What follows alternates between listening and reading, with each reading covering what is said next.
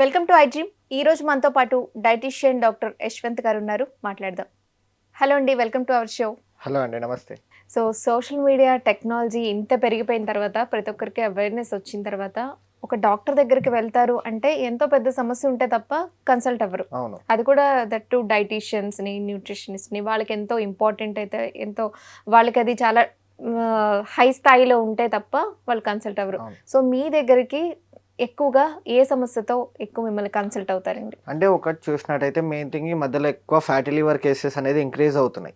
అది fatty liver ఎందుకొస్తుంది? అది ఎవరికి వస్తుంది అంటే ఒకటి ఒబేస్ ఉన్న వాళ్ళకి ఫ్యాటీ లివర్ అనేది ఆల్మోస్ట్ ఆల్ డిటెక్ట్ అవుతుంది. లైక్ ఇప్పుడు డయాబెటీస్ లాగా. ఎందుకు ఒబేస్ ఉన్న వాళ్ళకంటే ఆల్రెడీ వాళ్ళ బాడీలో ట్రైగ్లిజరైడ్స్ అనేది ఎక్కువ ఉంటుంది. లైక్ కొలెస్ట్రాల్ అనేది. కొలెస్ట్రాల్ ఎక్కువ ఎవరికైతే ఉంటుందో వాళ్ళకు ఫ్యాటీ లివర్ అనేది వచ్చే ఛాన్స్ 100% ఉంటుంది. ఇంకోటి మరి ఇప్పుడు ఆ ఫ్యాటీ లివర్ రాకూడదు, లేక ఎలా తగ్గించుకోవాలంటే ఎలాంటి డైట్ తీసుకోవాలంటే ఒకటి మనము ఆయిల్ ఫుడ్ కానీ, డీప్లీ ఫ్రై ఐటమ్స్ కానీ, మైదా ఐటమ్స్ అని ఇవి కొంచెం తక్కువ తీసుకోవాలి. ఎప్పుడైతే ఇవి మనం కంట్రోల్ చేస్తూ మనం ఇప్పుడు ప్రోటీన్ ఫుడ్ కానీ, వైటమిన్స్ కానీ, ఐరన్ రిచ్ ఫుడ్ కానీ, లైక్ ఇప్పుడు మన కార్బోహైడ్రేట్స్ ఇవి కొంచెం నార్మల్గా ఇచ్చుకున్నట్టయితే వాళ్ళకి కొలెస్ట్రాల్ని తగ్గియచ్చు ఫైబర్ రిచ్ ఫుడ్ ఇవ్వడం వల్ల. మళ్ళీ ప్రోటీన్ అయితే ఆల్మోస్ట్ ఆల్ అందరికి తెలుసు ఏ దాంట్లో ఉంటుంది. లైక్ ఎగ్స్లో కానీ, చికెన్లో కానీ, పన్నీర్లో కానీ, సోయాబీన్స్లో కానీ, సోయా చాంక్స్లో కానీ దీనిలలో ఎక్కువ ఉంటుంది. దాల్స్, పల్సెస్, డ్రై ఫ్రూట్స్లో. వేరేజ్ ఇప్పుడు మరి ఫైబర్ ఎక్కువ ఏ దాంట్లో ఉంది అంటే ఒకటి వెజిటేబుల్స్లో, గ్రీన్ లీఫ్ వెజిటేబుల్స్లో, మిల్లెట్స్లో దీంట్లో ఎక్కువ ఫైబర్ అనేది ఉంటుంది. సో దట్ ఇది ఇవ్వడం వల్ల కొలెస్ట్రాల్ అనేది బ్రేక్ డౌన్ అయిపోతుంది. మరి ఇప్పుడు ఫ్యాటీ లివర్ ఎందుకు వస్తుంది అంటే దీంట్లో 3 టైప్స్ అండి ఫ్యాటీ లివర్. ఇప్పుడు మనకు ఫస్ట్ థింగ్ వచ్చేసి ఒబేస్ లేదా లివర్కి అనేది కన్వర్ట్ అవుతుంది.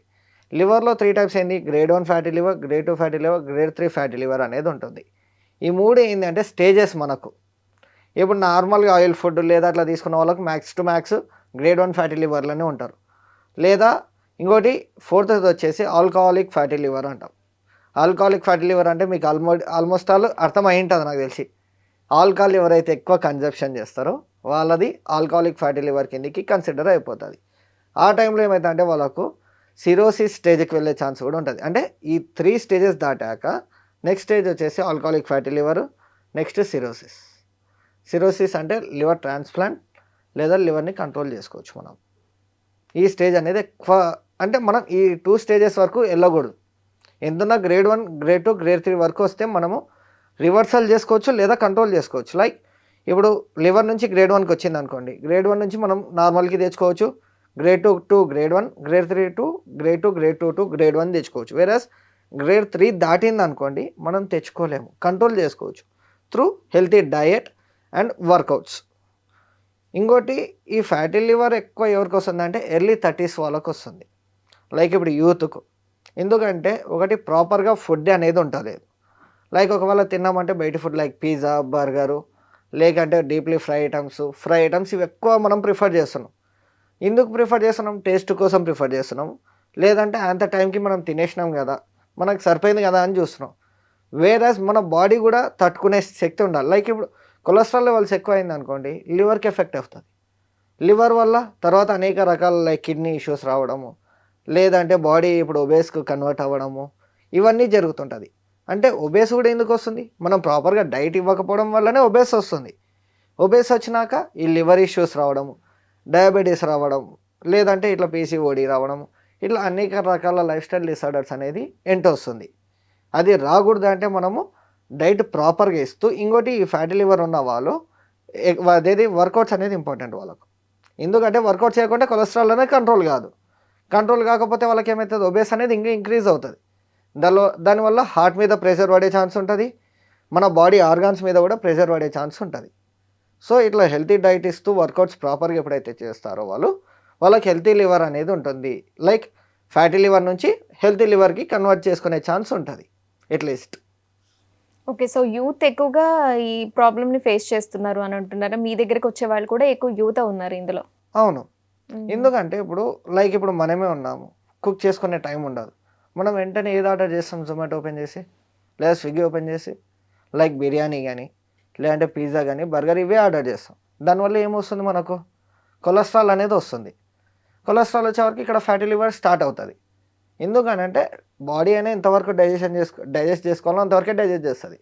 రెస్ట్ ఆఫ్ ద థింగ్స్ ఏదైతే ఉంటుందో గ్లూకోజ్ ఫుడ్ కానీ లేదా కొలెస్ట్రాల్ది ఇవంతా లివర్ మీదకి పంపించడం లేదా కిడ్నీ మీదకి పంపించడం హార్ట్ మీదకి పంపించడం చేస్తుంది. ఓకే. సో, చాలామంది వెజిటబుల్ జ్యూస్ తాగే వాళ్ళుంటారు. లేదా రాగా తినేవాళ్ళు ఉంటారు. అలా కాకుండా జనరల్‌గా కర్రీ చేసుకుంటూ ఉంటారు. అది లీఫీ వెజ్ కావచ్చు, నార్మల్ వెజిటబుల్స్ కావచ్చు, కర్రీ చేసుకుంటారు. ఆ కర్రీ చేసుకొని తినడం వల్ల దానిలో ఉన్న న్యూట్రిషన్స్ అనేది పోతాయా? పోతే అంటే 50% వెళ్ళిపోతాయి. ఎందుకనంటే కర్రీ చేసినప్పుడు మనము దాన్ని ఫ్రై చేయడము లేదంటే కొంచెము ఉడికియడము ఇవన్నీ చేస్తుంటాం కదా, సమ్‌వాట్ న్యూట్రియంట్స్ అనేది వెళ్ళిపోతది.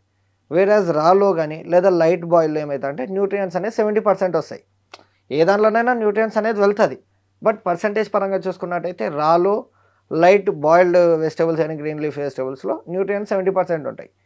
వేరాజ్ కర్రీలో లేదంటే డీప్‌లీ ఫ్రైడ్ ఐటమ్స్‌లో అయితే న్యూట్రియంట్సే ఉండవు. ఎందుకంటే ఓకే. పూర్తిగా ఇంగా డీప్‌గా చేసేయడం. దానివల్ల మనకు ఫ్రై అనేది అవుతది కాబట్టి న్యూట్రియంట్స్ రావు. సో, ఎలా తీసుకోవడం వల్ల హెల్తీగా ఇప్పుడు రైస్‌లో కానీ, చపాతీలో కానీ మనం కర్రీ తీసుకోవాలి. సో, ఎలా తీసుకోవడం వల్ల దానిలో ఉన్న న్యూట్రిషన్స్ మనకి కనీసం ఒక 70, 80% అయినా మనకొస్తాయి. అట్‌లీస్ట్ కర్రీలో గానీ లేదంటే నార్మల్ డీప్‌లీగా అంటే పూర్తి డీప్‌కి వెళ్ళొద్దు. డీప్‌లీ ఫ్రై ఐటమ్స్ తీసుకుంటే మనకేం రాదు ఆడ న్యూట్రియంట్స్.